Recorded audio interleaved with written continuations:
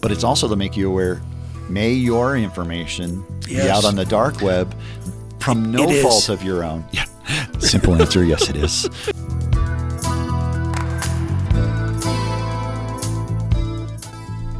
Hi, I'm Eric. I'm Mike.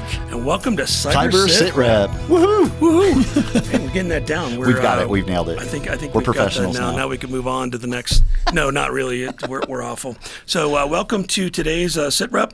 Today's Sitrep is hacks, cracks, and all the scares. All of them. If you watch the news or you see your headlines flow by on your tablet, computer, whatever you're looking, phone to check the email of the day, you're seeing about all of these breaches, and they're big and they're scary, and you think, God, right? We can't stop that? Yeah, exactly. And, on Mike's note there, I just wanted to let everybody know that when we choose topics for the Sitrep, sometimes we brainstorm together, jointly come up with them. Sometimes I come up with a topic. Sometimes Mike comes up with a topic. Yep. And this one was your topic, Mike, that you were pretty adamant about. And I'm like, okay, great. So once again, as a diligent person. We've been working very hard in my company over the last year dealing with a lot of these. Living it every day. Yeah. It's important. And I want to get the word out that it can be you, but it doesn't have to be you.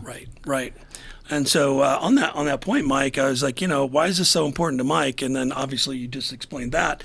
But then I was like, well, why didn't I think of that? Damn it, Mike again. That was a good one. Yeah, exactly. That should have been mine. So I started, thinking about why I didn't come up with that myself. And, the too long didn't read version is because I got bummed out on this years ago.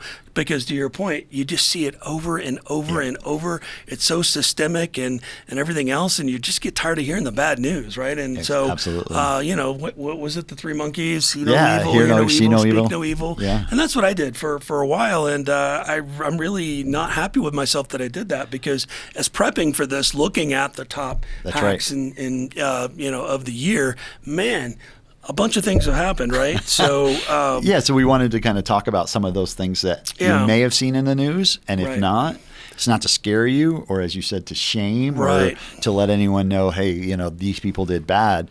But it's also to make you aware, may your information be out on the dark web from no fault of your own. Yeah. Simple answer, yes, it is. Right, it is. But to your point, Mike, we want to bring a focus on how things have evolved, right, and the pervasiveness of the hacks that are out there, the scale of the impact. I mean, it's going to blow people's minds. And I had to write it down on the tablet. I apologize, because I couldn't believe the numbers that I was seeing online for this. And I verified it from 2 or 3 different sources, and they're all fairly close, right? Yep. And it was just jaw-dropping, right? And then finally, the other thing we want to bring out is the point of the diversity of industries impacted now. It's everybody. It used to be targeted verticals, and now it's you heard all it was all just healthcare. Yeah. Just healthcare, exactly. just the government. But now they're going down to retail, manufacturing, and just small business users. It's crazy. And by no means are we going to be exhaustive, because there was a lot of bad activity this past year. Yeah. But we're going to kind of cherry pick some of the ones that were high profile. And you'll see just from that how diverse those attacks were in the industries. And so with that, Mike, let's kick it off. Let's talk about the first hack, crack, and scare. Let's do it. So first couple I want to talk about were gear related, right? Yep. And when I say gear, I mean primarily networking gear. Network right? equipment. So think routers, switches, That's right. firewalls, Wi-Fi access points, secure connection technology. Firewalls VPN. were big this year. And so was VPN. Yep.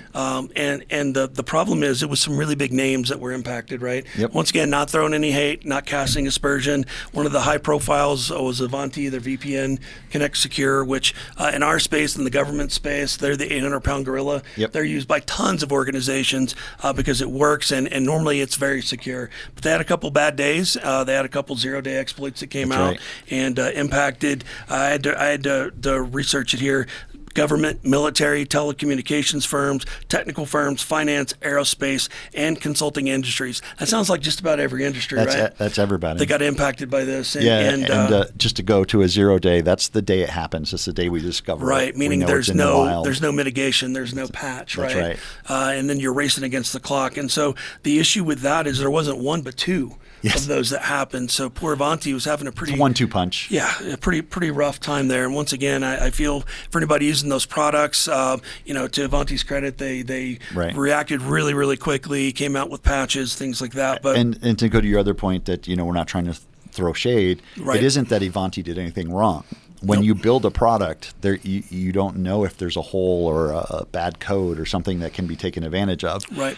But the hackers will find it. They will. And when they find that code, that's what makes it the 0 day. That's what makes it it's not been patched. No one knew that you could put a question mark after this line and then cause chaos on the system. Exactly. So they do that, find the hole, and then Avanti has to fix it, which they do, and Microsoft does the same, race, right? Yeah, it becomes this foot race, and man, it's some days it's hard to be in IT security, right, and cybersecurity. So that's just one example. Another big high-profile one, FortiGate, which once again in the small and medium-sized business community, and even at a large scale, FortiGate is another big player.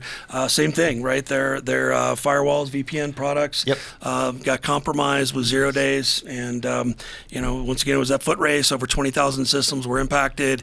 And FortiGate did the right thing, took care of things, but you're still having a few bad weeks if you're using that gear in your environment, right? And it's again, as they're trying to fix it, it isn't like that box is the only thing that gets breached. That's why we're letting you know if you're using these devices, your systems then becomes acceptable because they can get through your security. Yeah, exactly. And one of the ones we're going to talk about in a minute was the downstream effect, right? Yes. When a large data warehousing organization was compromised and their downstream clients were compromised, and a really bad day. But we'll get to that one. We're going to save that one, right? We'll get there. Cisco also had some 0 days that hit them as well, impacted their newer generation of iOS. I think it's NX iOS is what they call that.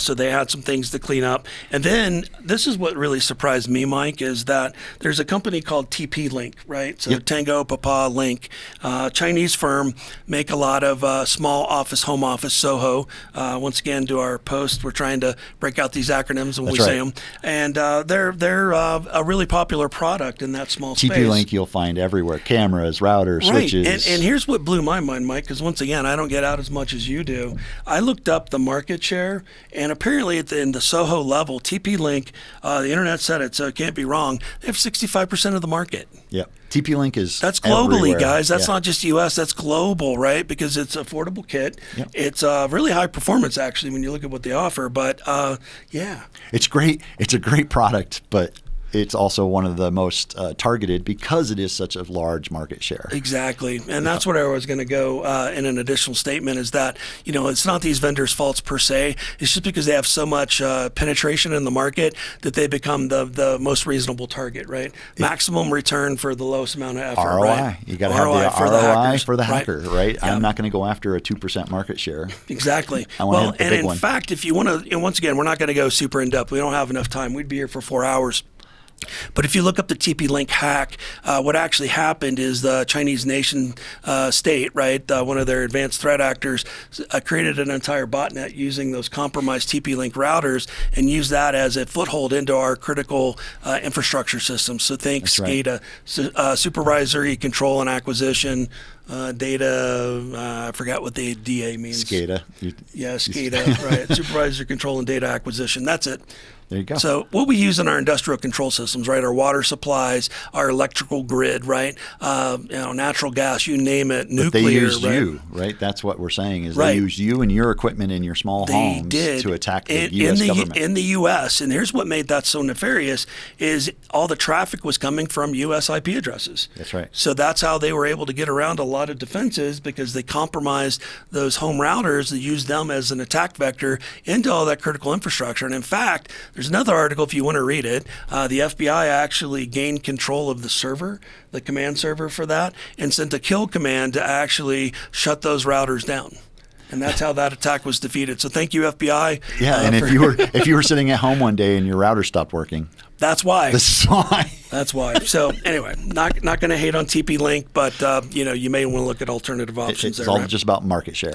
One other real high profile, really quick, at the government level was a company called Move IT. Yeah, they had a bad year. And they're not just government; they support commercial as well. Yep. But government loves their product, and once again, it's ubiquitous across government ecosystem. Once again, military types, right? Yep. They had a bad day. They got their secure file transfer, compromised. compromised essentially, multiple. right? Yeah, they did. We do those cyber bites. We do little bites with my company, and we had about 5. And the person that did them said, "Man, I don't know if I want to write another one about the same company." Exactly. And it was all different hacks each time. Yes. Right? So it was like, oof. Talk about, going in the ring with Mike Tyson, circa 20 years ago, man. That was not a good Exactly. day. And a lot of that is just because if you have one hole, that might lead to another hole, another vulnerability. Exactly. And they were able to find the cascading effect down the line. They were. And the poor company had to play catch up. They did. Not beating you up, guys. We think you're great. But over 2,600 organizations were impacted by that with data theft, right? Exfilling data out of that service. So, and we never want that. No, we don't. All right, so we're going to shift a little bit, Mike, into the nation states. The bad actors of the world. These are the ones working for the foreign intelligence services, right? So, that's right. Even though they deny it. Exactly. So countries like China or Allegedly. Russia, allegedly, right? So actually, no, we're tracking this. We're going to call them out, right? Yeah. We're going to be there. So in 2024, the Chinese military apparatus had 2 advanced persistent threat groups. One was called Volt Typhoon. The other was called Salt Typhoon. Yep. And the Volt Typhoon people were the ones that compromised the TP-Link routers, got into our critical infrastructure. That's right. We saw them. We're trying to fight them off. That was a really long, drawn-out affair. And then the most recent one was Salt Typhoon, and that was, if you read in the news, where all the telecoms were compromised, right? They say all of them. Some people said they weren't, but all of them were compromised. I didn't hear Mint's Mobile mentioned. Oh, no. Well, and that's because Mint uses somebody else for their they carrier, rise on right? Verizon, so yes. the carrier itself was compromised as well, right? So anyway, telecoms did their best. They got them out of there, but they were in there a long time, and they were able to get a lot of sensitive text messages, phone records, things like that. And we'll probably do another sit rep on this, the value of metadata. So it's not the data itself that's so important. It's the metadata. About it, about who called who, when, at what time, from where, with geolocation. Well, and the like you say, another sit rep would be the misinformation campaign. Well, how do they build a misinformation campaign? Is learning you. Yes, exactly. Where do you go? What do you shop? What do you like? Not you who you are, but what's your profile, right? They profile you, and then they now know how to maybe focus you a different way. Exactly. Psychology, it's crazy, but they use it. It's nuts, right? So once again, read on that. That was a pretty depressing day.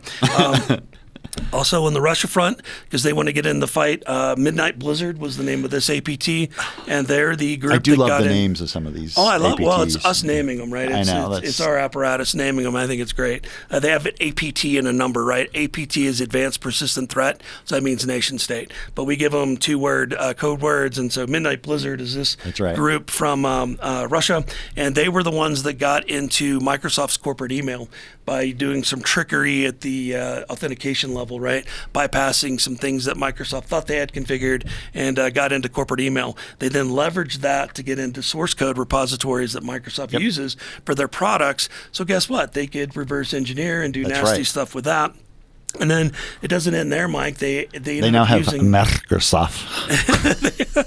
That was an awful. It was terrible. Awful impersonation. It was terrible. Awful accent. But the final nail there was they were able to then pilfer emails between Microsoft and government individuals, right, and gain sensitive data that way, and use that information to further intrude into government networks. So, there's this thing that, people think they're isolated. No, everybody's connected in this global environment, right? And if you think, Microsoft can't be breached or the government can't be breached, they can. Right. So what you can, exactly. Very much so. Exactly. And that's kind of where you need to catch our other sit reps, where we talk about how to get you guys to a reasonable level of security that helps insulate you from some of that upstream and downstream effect, right? Exactly. It's not a perfect system, but it will make you more resilient. It's better than doing nothing.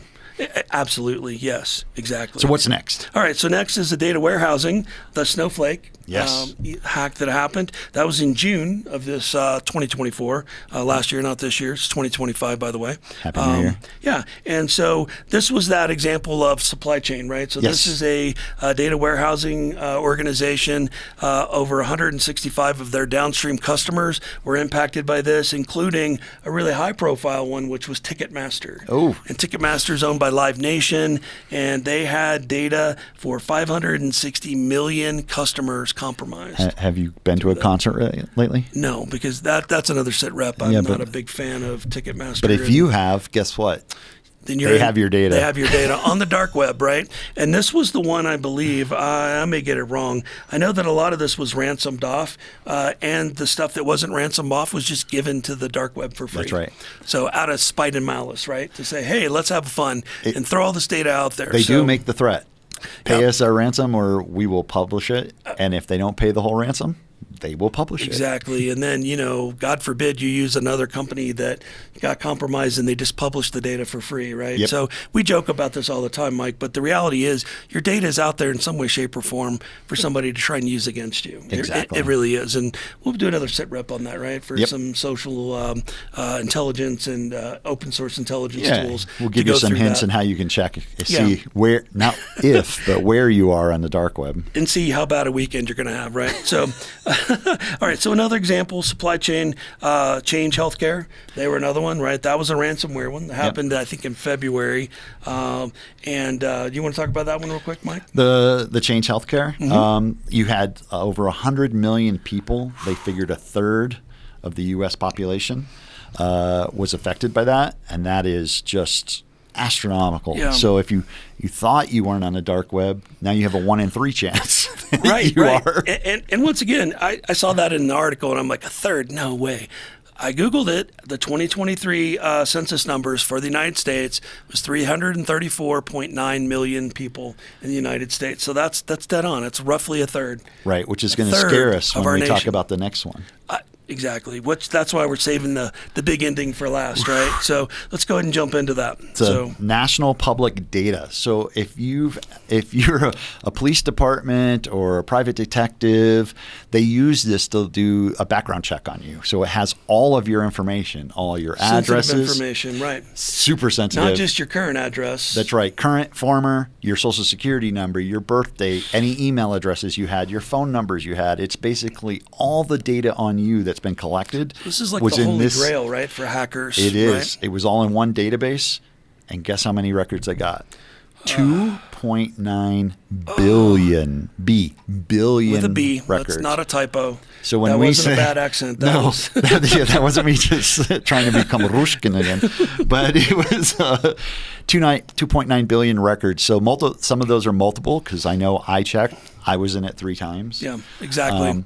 But if you go back to your point of there's 300 and some odd million in the U.S. and they got 2.9 billion records, I think you're in there.